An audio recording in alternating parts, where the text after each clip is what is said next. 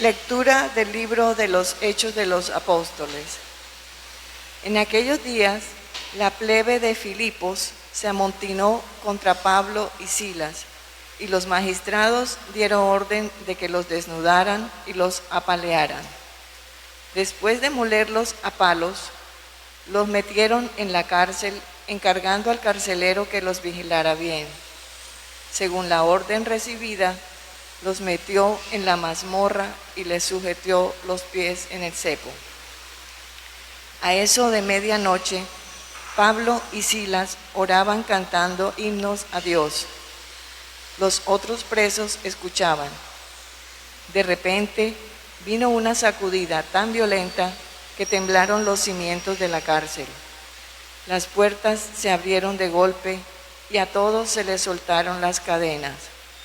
El carcelero se despertó y, al ver las puertas de la cárcel de par en par, sacó la espada para suicidarse, imaginando que los presos se habían fugado. Pablo lo llamó a gritos: «No te hagas nada, que estamos todos aquí». El carcelero pidió una lámpara, saltó dentro y se echó temblando a los pies de Pablo y Silas. Los sacó y le preguntó: «Señores, ¿qué tengo que hacer para salvarme?». Le contestaron: «Cree en el Señor Jesús y te salvarás tú y tu familia».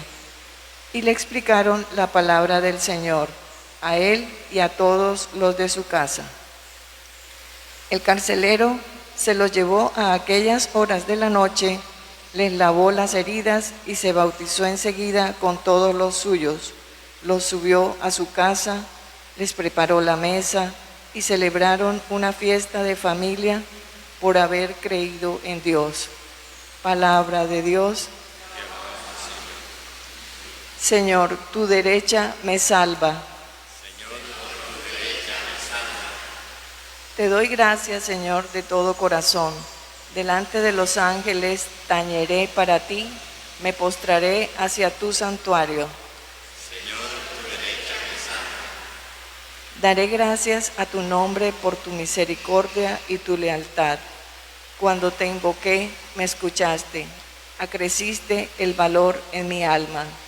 Señor, tu derecha me salva. El Señor completará sus favores conmigo. Señor, tu misericordia es eterna, no abandones la obra de tus manos.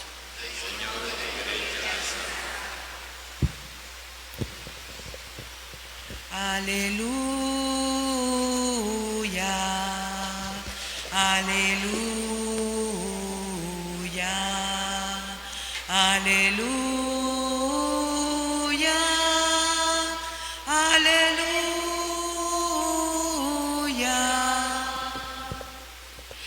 el Señor esté con ustedes. Lectura del Santo Evangelio según San Juan.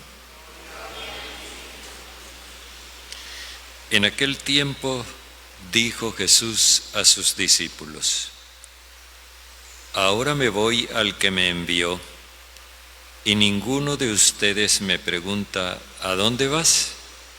Sino que por haberles dicho esto, la tristeza les ha llenado el corazón. Sin embargo, lo que les digo es la verdad.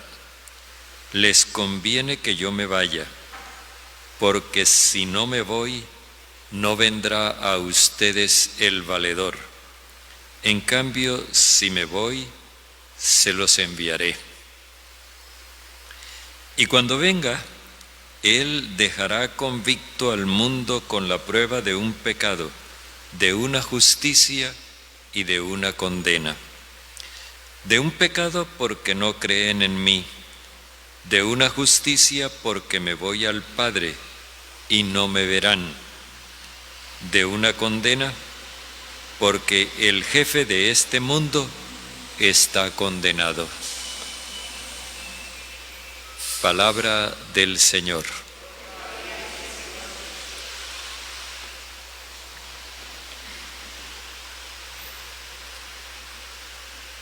Generalmente una conversación donde las personas creen que están entendiendo y no están entendiendo, es una conversación completamente fallida. Pues aquí está ocurriendo algo semejante. Jesús se da cuenta de que los discípulos no le entienden. Él está hablando de su muerte, ciertamente, pero ellos entienden la muerte como un fracaso, como un acabose, como un aniquilamiento, una destrucción.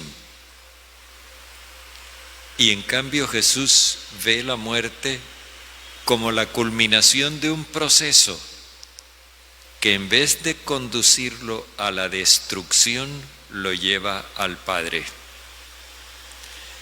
Por eso Él les hace este reproche a los discípulos. Yo les he dicho que me voy al que me envió y ninguno de ustedes me pregunta ¿a dónde vas? O sea, ya se da por supuesto que ellos entienden para dónde va y no han entendido. Porque ellos suponen que cuando Jesús habla de que se va al que lo envió, se va para la tumba y listo. Y eso les llena de tristeza el corazón. Sin embargo, les dice: yo les digo la verdad, a ustedes les conviene que yo me vaya, porque si no me voy, no vendrá a ustedes el valedor. Aquí tenemos otra vez esta denominación del Espíritu Santo. Tenemos varias formas de denominarlo. Cuando hablamos del Espíritu Santo, nos referimos a esa autodonación de Dios. Dios se nos da para meternos en su esfera divina. Cuando hablamos del Espíritu de Dios, entonces nos referimos sencillamente a la entrega que Dios nos hace de su propia vida. Pero cuando decimos el Espíritu de Jesús, nos estamos refiriendo a ese Espíritu de amor universal que Jesús nos testimonió. Cuando hablamos del Espíritu de la verdad, entonces nos estamos refiriendo sencillamente a ese mismo Espíritu de amor universal. O sea, todas son maneras distintas de designar la misma realidad, pero cada una tiene su razón de ser. Como veíamos ayer, el valedor es el Espíritu de Dios, el Espíritu Santo, en cuanto que está dentro de nosotros, ofreciéndonos la fuerza, el apoyo de Dios para que nosotros podamos seguir a Jesús. Y Jesús dice que a nosotros nos conviene que Él se vaya, es decir, la muerte de Él nos conviene a nosotros. La muerte significa, por un lado, su triunfo, pero por el otro, su separación física de nosotros. Ya no va a estar físicamente con nosotros, pero a través del Espíritu valedor estará espiritualmente en nosotros. Hay un cambio que es ciertamente favorable para nosotros. Una cosa es que Jesús esté físicamente al lado y otra es que Jesús esté espiritualmente por dentro de nosotros. Esa es la realidad a la que Él se refiere. Y entonces, como nos había dicho ayer, que nosotros íbamos a dar testimonio junto con el Espíritu, ahora se refiere concretamente a ese testimonio. ¿Cuál es el testimonio que vamos a dar? Y lo pone en 3 líneas. Dice, primero, será un testimonio de un pecado. ¿En qué consiste ese pecado? Es el pecado del mundo.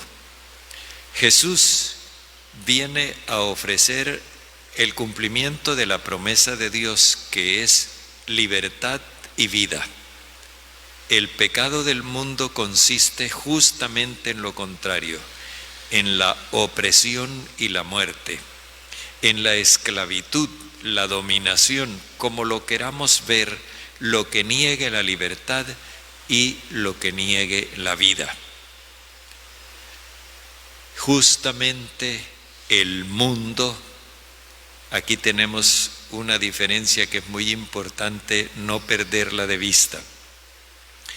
El mundo que es creación de Dios se refiere a la naturaleza y a la humanidad. El mundo que es creación de los hombres es ese sistema de vida y de convivencia injusto, basado en la mentira y en la violencia. Pues bien, nosotros estamos llamados a amar el mundo que es creación de Dios, porque Dios lo ama. Así demostró Dios su amor al mundo, llegando a dar su propio Hijo para que el mundo se salve por él. Pero por otro lado, nosotros debemos detestar el mundo que es creación de los hombres. Yo no te pido que los saques del mundo, sino que los guardes del malo. El mundo que es creación de los hombres es todo ese tinglado de mentira, de violencia, de privación de la libertad, de asfixia de la vida. Eso no lo podemos amar porque iría en contra de nosotros mismos. Entonces ese mundo vive en un pecado permanente y su pecado consiste en negar la libertad y la vida de las personas. Ese es el primer testimonio que los cristianos, movidos por el Espíritu valedor, tenemos que dar. El segundo testimonio es de una justicia. La justicia consiste en esto, en que el mundo condena a Jesús como impío, como malhechor, como maldito de Dios, como antisocial. Y Dios, resucitándolo, lo justifica y lo declara justo ante toda la humanidad. El que era impío, el que era injusto, era el mundo que lo condenó, no el Hijo que dio testimonio del Padre.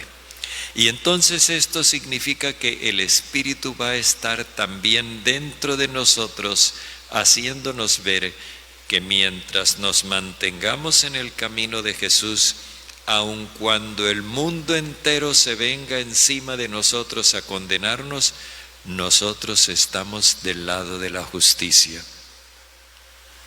Y por último dice, de una condena, porque el jefe de este mundo está condenado.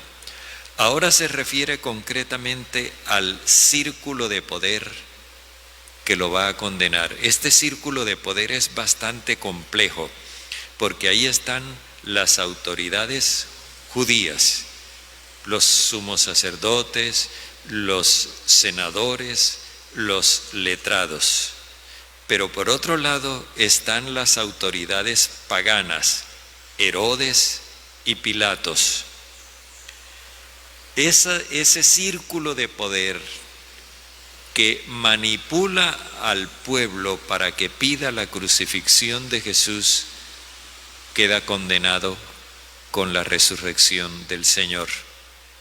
No porque Dios diga, ustedes van para la paila del infierno. No, que qué más condena que el hecho de haber declarado a Jesús un bandido y que Dios les diga, no Señor, este es mi hijo y aquí está vivo. Ustedes quisieron quitarlo de en medio y yo lo tengo vivo. Esto es perder todo prestigio y perder todo influjo, ese mundo queda desacreditado. El círculo de poder, pues, del mundo. Y ese es el otro aspecto del testimonio que los cristianos vamos a dar, apoyados por el Espíritu valedor. Cada vez que nosotros celebramos la Eucaristía, recibimos junto con la presencia del Señor resucitado, y fijémonos bien en la calidad de los signos. No recibimos la hostia para llevárnosla en la mano o en el bolsillo al lado. No, recibimos la hostia para ingerirla por nuestras propias manos, como los adultos que se alimentan por su propia decisión. Recibimos la hostia y la ingerimos, y de esa forma estamos dando a entender que queremos que Jesús con su Espíritu Santo entre en lo más profundo de nuestro ser. La hostia va a parar al estómago, pero el Señor estará en el fondo de nuestro ser, de nuestro espíritu, de nuestra alma. Él será el motor de nuestra vida, y eso lo hará Él gracias a la acción del Espíritu valedor. Eso mismo nos llevará entonces a dar testimonio del Señor, siguiendo el testimonio que da el Espíritu Santo, de un pecado, de una justicia y de una condena. De un pecado porque el pecado del mundo ha quedado evidenciado, de una justicia porque la justicia de Jesús también ha sido puesta en evidencia, y de una condena porque el círculo de poder queda completamente desacreditado.